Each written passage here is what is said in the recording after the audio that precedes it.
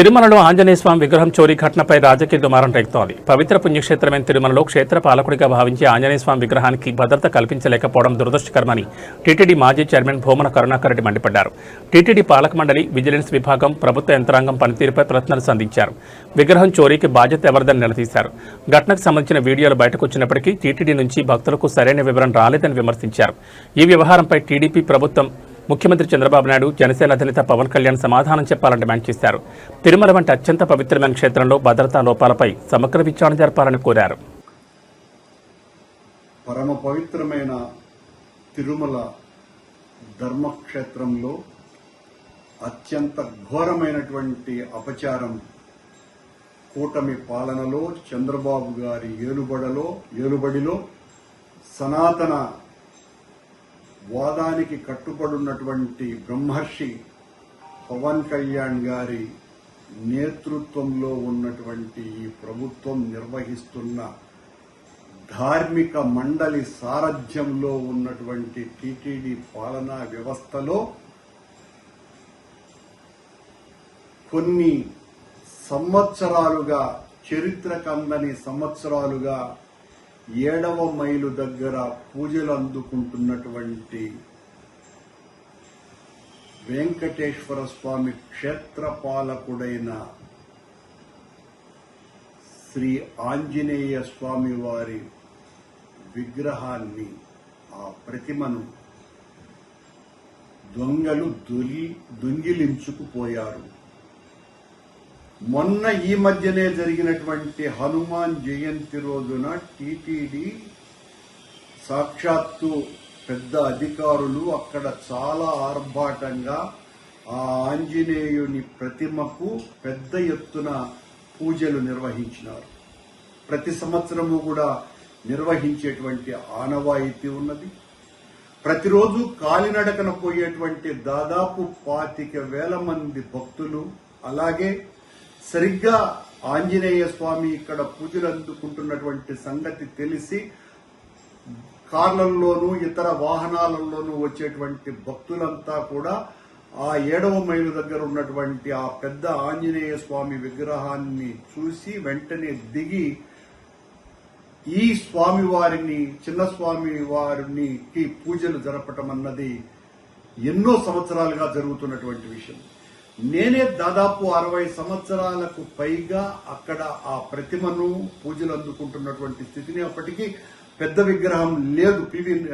PVRK Prasad గారు ఆ పెద్ద విగ్రహాన్ని అక్కడ ఏర్పాటు చేశారు. ఆయన ఏర్పాటు చేయటానికి పూర్వమే 100 సంవత్సరాలుగా ఈ చిన్న రాతి విగ్రహం అక్కడ పూజలు అందుకుంటున్నటువంటి సంగతి అందరికీ కూడా తెలుసును.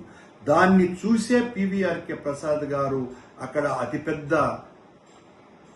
విగ్రహాన్ని ఏర్పాటు చేయటం జరిగింది. ఈ రోజున స్వామివారి రక్షణగా నిలబడ్డటువంటి క్షేత్రపాలకుడైన ఆంజనేయ స్వామి విగ్రహాన్నే దొంగతనం చేసే అంతగా బరితెగింపుకు అక్కడ పాల్పడ్డారు అంటే టీటీడీ అధికారులు గాని, టీటీడీ పాలక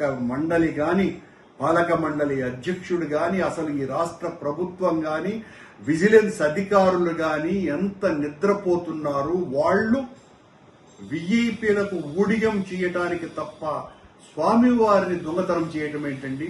అవి విజువల్స్ కూడా బయటకు వచ్చేసినాయి. ఎవరో ఒక దొంగ దాన్ని ఒక సంచిలో ఎత్తుకొని వెళ్లిపోతున్నటువంటిది. రాత్రి 22వ తారీఖు రాత్రి అంటే గత రాత్రి 2:49 ఈ దొంగతనం జరిగినట్టుగా ఉన్నది. వేలాది మంది పూజలు అందుకునేటువంటి పరమ పవిత్రమైన ఆంజనేయ స్వామి విగ్రహమే వెంకటేశ్వరునికి అతి సమీపంలో ఉన్నటువంటి